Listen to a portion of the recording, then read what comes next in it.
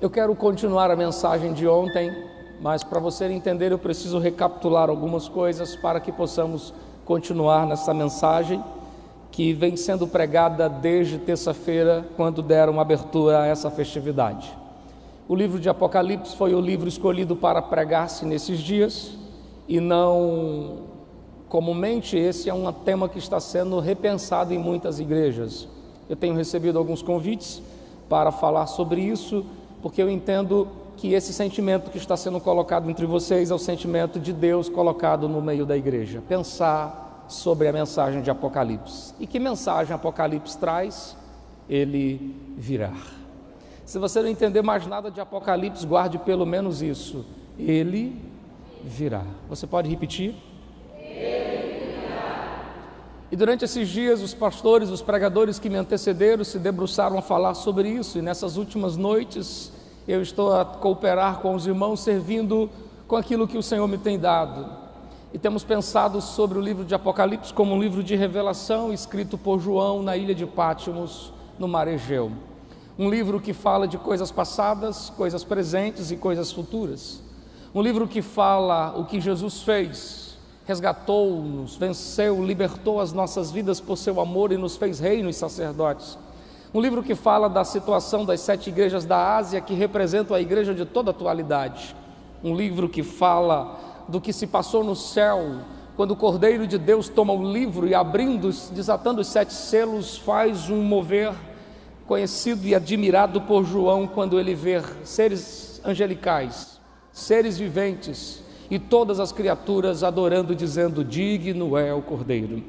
O livro de Apocalipse fala da abertura dos selos, das taças, das trombetas, fala do triunfo de Cristo sobre o inferno, os seus impérios, e fala de algumas coisas das quais eu reservei para falar essa noite. Mas caminhando para o que foi iniciado ontem, uma coisa muito precisa, ou encontrada com precisão no livro de Apocalipse, é a expressão Babilônia e a expressão besta.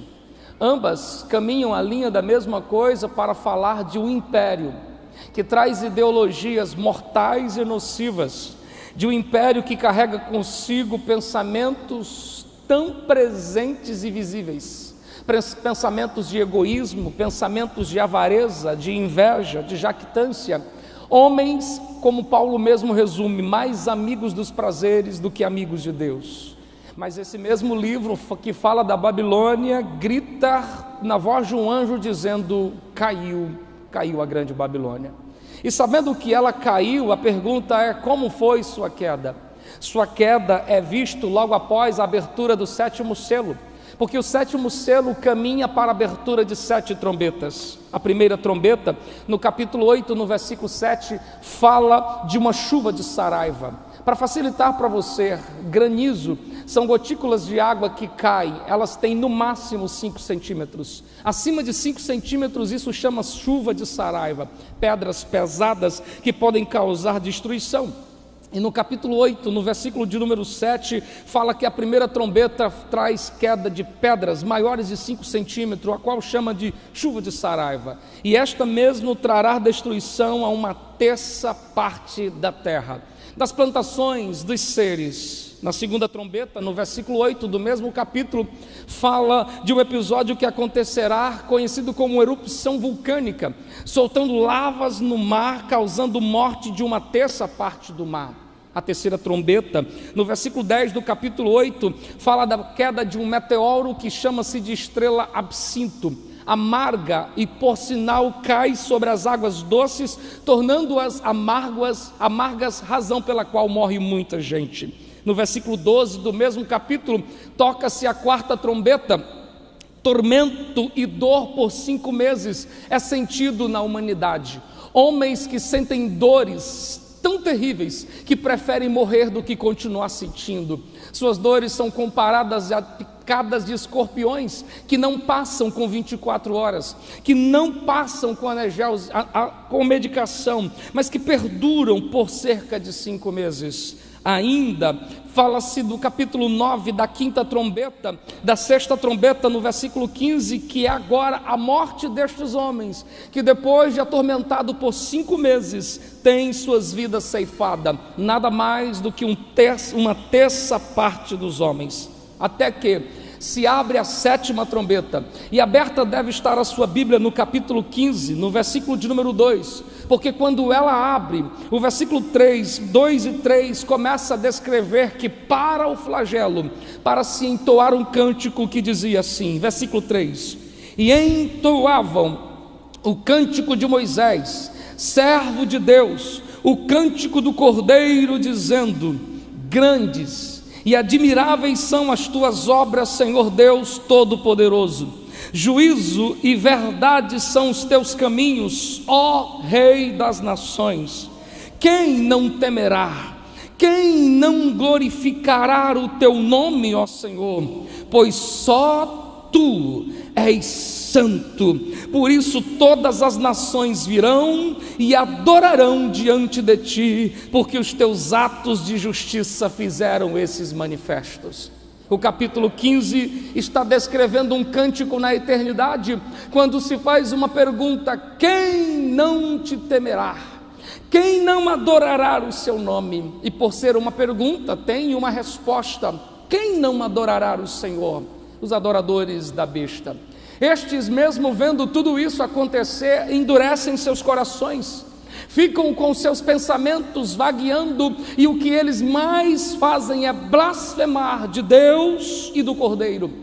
E por conta de não achar nesses homens arrependimento, abre-se agora as 7 taças, conhecida como taças da ira de Deus. No capítulo 16, no versículo 2, diz que ela traz consigo úlceras malignas e perniciosas, alcançando a humanidade. No versículo 3 do capítulo 16, fala de morte no mar, fazendo com que as águas se tornem em sangue, fazendo com que criaturas que estão sobre as águas do mar morram, gerando podridão, gerando escassez. No versículo 4 do capítulo 16, fala de morte nos rios, no lugar de águas potáveis também chegou morte, e chega a fazer alusão dizendo que este rio que dá água a beber, agora ensanguentada, é o sangue que agora vocês bebem dos mártires que morreram por causa da fé. No versículo 8, uma nova taça é aberta, gerando um aquecimento solar, a tal ponto que, como diz Zacarias, os homens apodrecem em suas órbitas, por conta do intenso calor que acontecerá nesses dias. No versículo 10 do capítulo 16, diz que vem agora a quinta taça, e com ela confusão e dor no trono da besta, porque o que se envolvia o mundo também envolve o centro do império do mundo, e no lugar chamado Babilônia, no lugar onde se sentava o seu príncipe, confusão, dor, fazendo com que o seu reino se torne em densas escuridão, e as pessoas de longe viam sua fumaça e diziam: o que aconteceu com ela? Na sexta trombeta, uma seca como nunca acontece na Ásia Ocidental, fazendo com que a bacia hidrográfica, que acumula cerca de 500 mil litros de quilômetros quadrados de água, de quilômetros cúbicos de água, seja agora esvaziado, abrindo caminho para a guerra de Eufrates, a guerra de Armagedon. Na sétima trombeta, descrita no versículo 18, tendo o mundo já um caos, vem agora um terremoto, como nunca houve, causando morte, causando quedas de pedras enormes, e as pessoas desesperadas não se arrependiam, blasfemavam, afrontavam e diziam o que em outras palavras é ouvida hoje: onde está Deus? Se tu existe, porque isso acontece? Se tais coisas estão acontecendo, por que dizer que existe um Deus de amor? O que eles não sabiam é que eles estavam bebendo das taças da ira de Deus, recompensa das obras de cada um, fruto das ações que cada um num dia plantou, e colhe a justa medida do que se plantou. E no seu coração duro, estes homens se reúnem para guerrear contra os únicos que não adoram a besta, contra os únicos que reconhecem Jesus como Senhor, que reconhecem o Messias, não aquele que governa a Babilônia. Esses homens são a descendência de Abraão, são os herdeiros da promessa, que estão encurralados por nações, e agora na sua ira se desencadeia uma guerra que é descrita no capítulo 16 como guerra de Armagedon. Tal nome descreve o que será, porque Armagedon era a entrada de Israel, onde se pisava a uva, pisava-se o lagar, e era esse o sentimento que eles tinham: iremos pisar os herdeiros da promessa, iremos pisar o povo de Abraão, e quero ver quem os pode escapar de minhas mãos. Parecia Nabucodonosor dizendo outra vez a Ananias, Misael e Azarias. Mas o que eles não sabem é que toda essa história caminha para o capítulo 19, quando o versículo de número 11 descreve dizendo: e eu vi o céu aberto. Não mais para ver as taças, as trombetas ou as coisas acontecendo, não, eu vi o céu aberto e um cavalo branco. O seu cavaleiro se chama Fiel e Verdadeiro, julga e peleja com justiça. Os seus olhos são como chama de fogo, na sua cabeça diademas. Seu nome escrito que ninguém o conhece senão ele mesmo. Está vestido com um manto tinto de sangue, e o seu nome se chama Verbo de Deus. Se você ainda não conseguiu descrever, ouça-me o que diz o versículo 15: da sua boca saiu uma espada aguda para ferir as nações, ele mesmo as regerá com um cetro de ferro, e pisará o lagar do vinho do furor da ira do Todo-Poderoso, ou seja, Armagedon. Pastor, quem é esse? Ouça o 16: porque no seu manto e na sua coxa tem escrito um nome, e você já deve ter dito essa noite: seu nome é Rei dos Reis e Senhor dos Senhores. Quando João vê isso, o episódio se passa quando Israel, tomado pela fúria, vivendo debaixo de opressão, ver a sua cidade saqueada. No capítulo 14 de Zacarias, no versículo 1 e 2, o próprio profeta diz que o Senhor ajuntou as nações para a peleja, e estes saíram a pelejar contra Israel no vale de Armagedon, e no primeiro ataque levaram metade da cidade, saquearam casas, levaram prisioneiras as pessoas. Israel, mesmo sendo corajosos, se veem diante de um fato que não podem vencer a fúria dos impérios, a besta de 7 chifres e 10 cabeças. E é nesta hora que se cumpre Zacarias no capítulo 12, no versículo 10, quando Deus derrama sobre ele um espírito de súplica, e é nessa hora que eles estão suplicando, dizendo: Yeshua.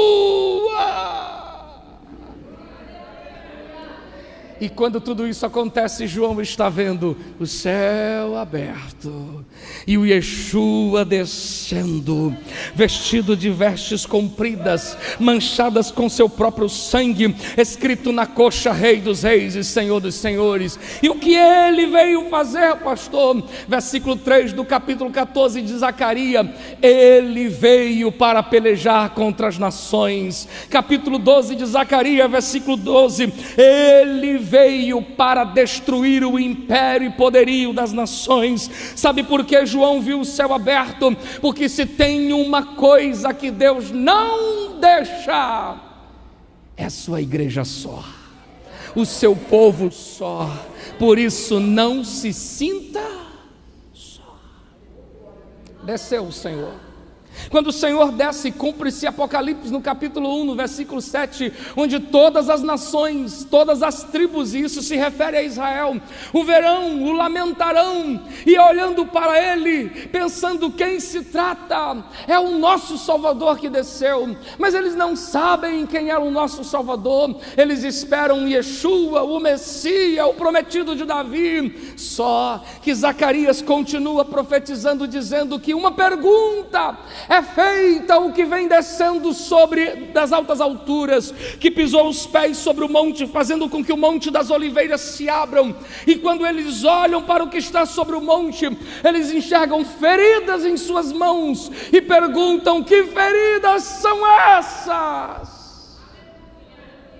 A resposta é: são as feridas com que fui ferido na casa de meus amigos. Israel reconhece que o Messias que eles esperavam já tinha vindo, que o Messias que eles ansiavam já tinha pisado na terra, que aquele a quem seus pais haviam crucificado, ninguém mais, ninguém menos era do que o prometido das nações, o soberano dos reis da terra, aquele que venceu a morte e ressuscitou, que tem em suas mãos a chave da morte e do inferno. Então eles se curvam e choram e pranteiam como nunca prantearam, reconhecendo que Jesus é o Senhor. Já estaria bonito demais se não caminhassem mais um pouco, e tendo agora o Senhor se revelado ao povo, ele sai a pelejar contra as nações, com a sua palavra, reinos começam a se ferir entre si, e há uma grande matança no vale de Armagedon, os reis, os príncipes, os guerreiros estão morrendo, até que o Senhor se dirige às bestas, conhecido como anticristo e falso profeta, e no capítulo 19 de Apocalipse, no versículo 20, ambos são pegos e lançados dentro do lago de fogo, e ali serão atormentados para sempre. Termina o capítulo 19, começa o capítulo 20, quando o próprio Senhor, que tem a chave do abismo, que tem a chave do inferno, prende Satanás por 1000 anos, e tendo ele sido preso, o Senhor cumpre assim suas promessas.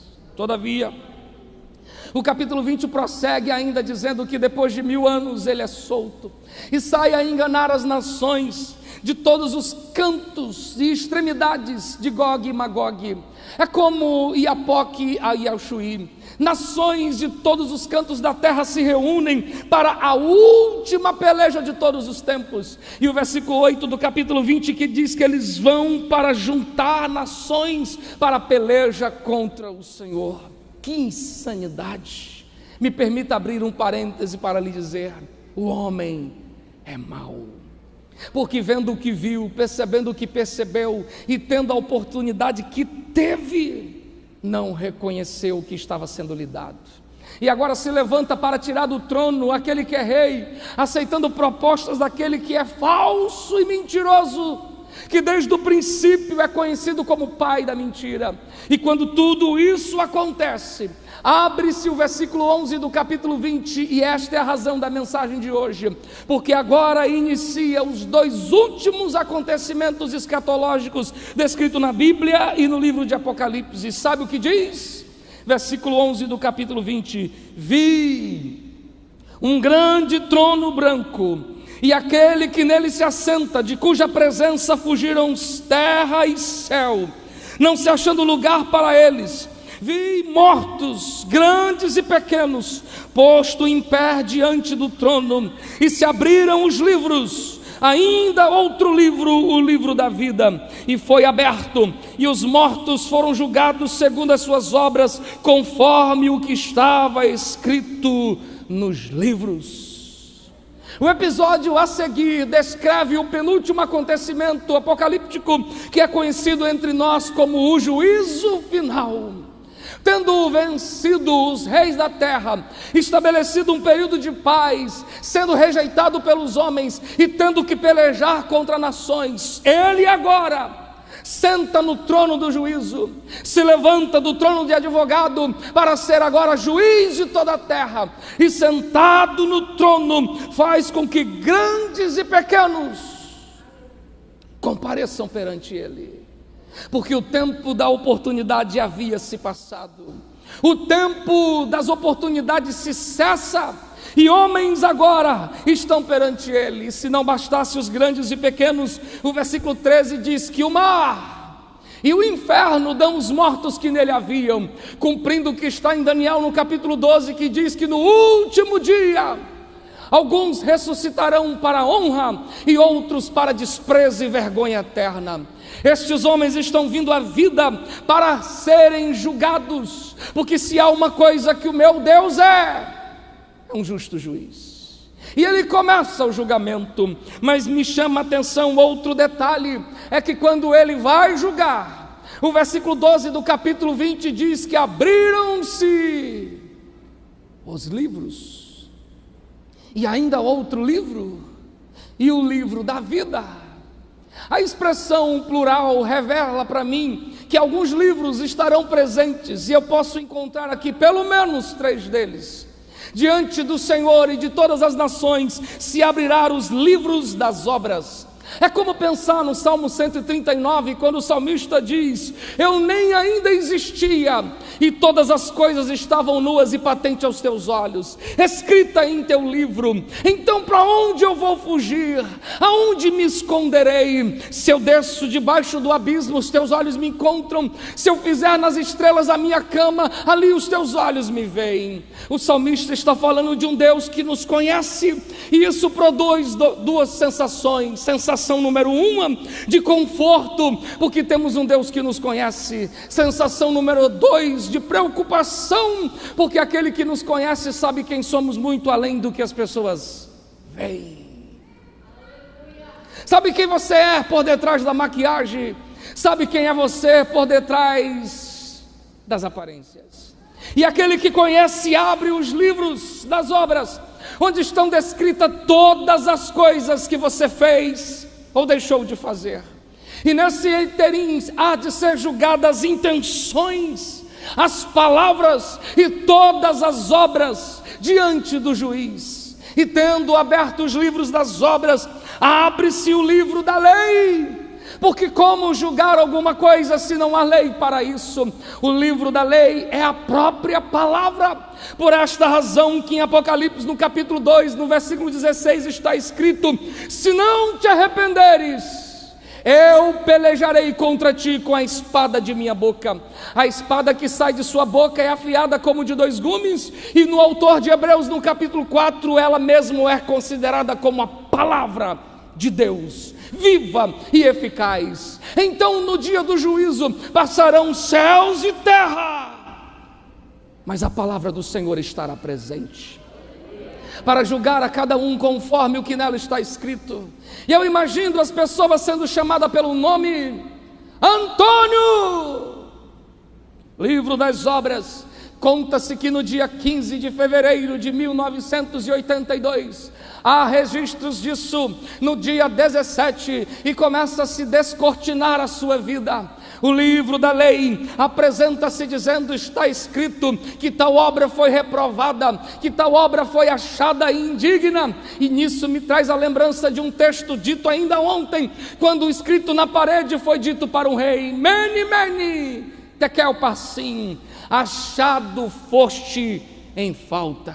Não há expressão pior que um homem possa ouvir do que esta: você foi pesado e reprovado. E neste dia o livro da lei aberto estará, para cumprir o que disse João 12:48: eu não julgo a ninguém, a minha palavra julgará cada um de vocês. Sabe a pregação que você ouviu ontem? Sabe a pregação que você ouviu hoje? Ela estará latente nos seus olhos e ouvidos naquele dia. Portanto, abriram-se os livros, mas encerra o versículo 2 dizendo da abertura de outro livro, que é o livro da vida. Este livro da vida é onde está escrito o nome daqueles que confessam Jesus como Salvador. E no meu pequeno raciocínio eu entendo que todos os homens nasce tendo seu nome escrito neste livro. Todos os homens nasceram para serem salvos, já dizia Paulo a Timóteo, porque esta é a vontade de Deus, que quer que todos os homens sejam salvos. É isto que está escrito em Tito, quando diz que a graça se manifestou trazendo salvação a todos os homens. Seu nome está no livro da vida, mas ele pode ser riscado de lá, e isso acontece quando você morre sem ter tomado a sua decisão. Por isso Apocalipse 3, versículo 5 diz: de modo nenhum riscarei o seu nome do livro da vida. Algumas das pessoas estão tendo uma vida distante de Deus, mas a esperança ainda há, até que o fio de cobre de ouro se aparte, que a taça de ouro se quebre, que a vida evapore-se como uma vela que se apaga. E tendo aberto o livro da vida e não tendo encontrado o nome das pessoas ali, estes foram lançados no lago de fogo e enxofre, que é pior do que o inferno. Tendo terminado todas essas coisas, julgará também a Satanás, julgará os impérios. Por isso está descrito que o último inimigo a ser vencido é a morte. Todos comparecerão diante deles, e eu não consigo prosseguir sem contar para ti isto aqui. Em Gênesis 3,15, uma promessa foi feita para Adão e Eva, dizendo: da semente da mulher nascerá o descendente, ele será ferido no calcanhar, mas ele ferirá a cabeça da serpente. Alusão a Satanás, que afastou o casal de Deus. Este descendente é Cristo, que venceu Satanás. Mas quando se cumpre esse texto da vitória, é no alto da cruz, quando ele é ferido de morte. E Efésios capítulo 4, versículo 9 diz que ele desceu às partes mais baixas da terra. Sabe o que ele iria fazer lá? Cumprir Gênesis 3, esmagar a cabeça da serpente, mas não o fez, porque em Romanos, no capítulo 16, no versículo 20, descreve que ele resolveu compartilhar isso comigo e com você. Sendo Deus que se fez homem, sabendo o que significa ser tentado, ele reservou, e Paulo com muita propriedade escreve no versículo 20 de Romanos 16, dizendo que em breve o Deus de paz esmagará a Satanás debaixo da planta dos nossos pés. Sabe quando é isso? Não é no aniversário de 20 anos da igreja, não é quando você foi batizado com o Espírito Santo, não é quando você termina de cantar. Este dia está reservado para o dia do juízo final, quando todos os impérios se curvarem e seres celestiais, seres angelicais da maldade se curvarem. Então compartilhada conosco será esta mensagem: chegou o dia e eu estarei lá para dizer: foi difícil, mas eu venci. Tendo vencido isso, ele entregará o reino ao Deus e Pai. No livro de 1 Coríntios, no capítulo de número 15, há uma descrição que poucas pessoas atentam, e me permita ser atrevido em dizer isso a você. Paulo, a falar do Cristo que venceu a morte, descreve no capítulo 15 do livro de 1 Coríntios, no versículo de número 24, dizendo: então virá o fim, quando ele entregar o reino ao Deus e Pai, depois de houver destruído todo o principado, bem como toda a potestade e poder, porque convém que ele reine até que haja posto todos os inimigos debaixo dos pés. E o último inimigo a ser destruído é a morte. Tendo vencido e terminado o juízo final, lançado no lago de fogo aqueles que rejeitaram a salvação, porque você é salvo, não porque você merece, mas porque você aceitou o convite. Você é condenado, não porque você merece, mas porque você rejeitou a oportunidade de salvação. E aqueles que o rejeitaram, lançado foram. A igreja agora, juntamente com os salvos, adentram os portais eternos. E é nessa hora que se cumpre esta palavra de Paulo, quando ele entregará o reino ao Pai, E quando ele vai entregar o reino ao Pai, acontece Apocalipse 21 e 22, o último acontecimento escatológico, o surgimento do novo céus e nova terra. E ele caminhará para 3 coisas. Capítulo 22 de Apocalipse, versículo 4, diz que quando todo juízo terminar, sua igreja, seu povo, seu reino será entregue, e agora Deus será apresentado a cada um de nós. O versículo 4 do capítulo 22 de Apocalipse diz que Ele nos fará conhecer o Pai. Eu imagino que nessa hora, aquela pergunta que foi feita no capítulo 14, quando dizia: Senhor, mostra-nos o Pai. E Jesus disse: olhe para mim, isso basta. Mas neste dia, este pedido ganhará a sua plenitude quando nós veremos o Pai face a face. E o veremos como Ele é, e como diz o texto, contemplando a sua face. Eu anseio este dia em que o Senhor me tomará pela mão e dirá: meu Pai, este é o meu povo, este é o meu Pai.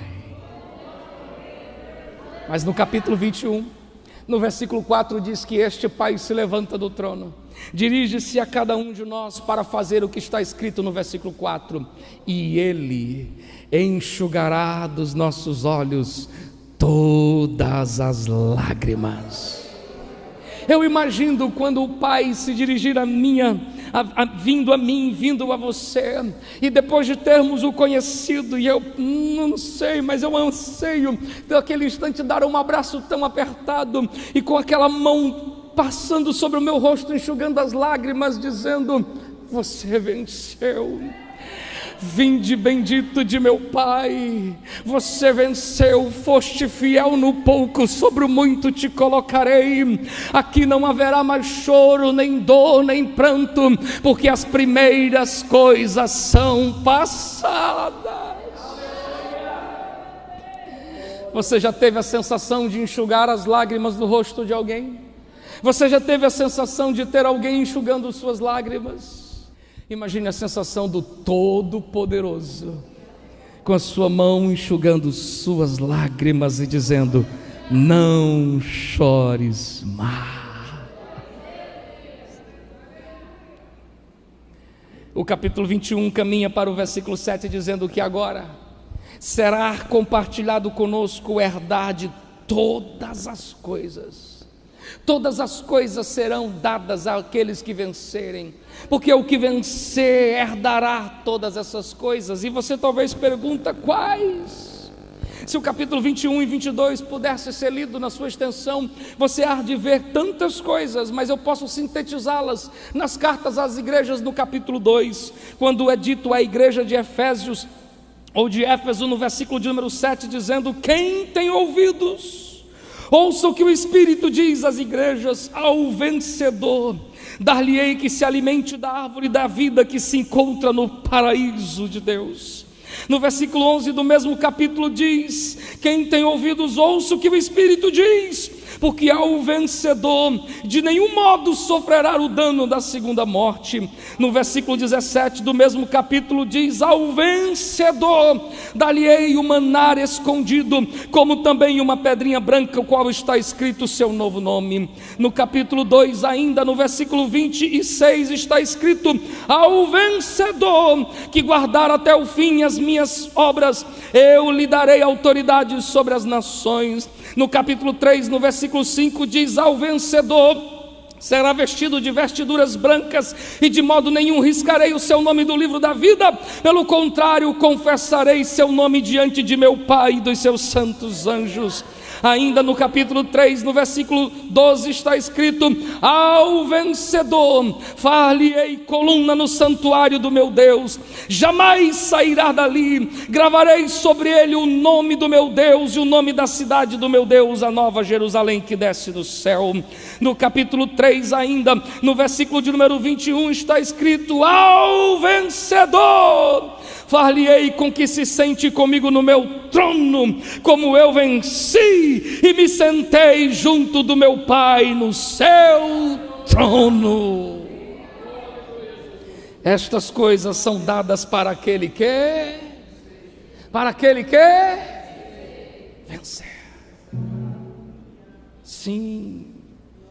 Capítulo 22 de Apocalipse encerra dizendo que todas essas coisas são oferecidas a 3 classes de pessoas.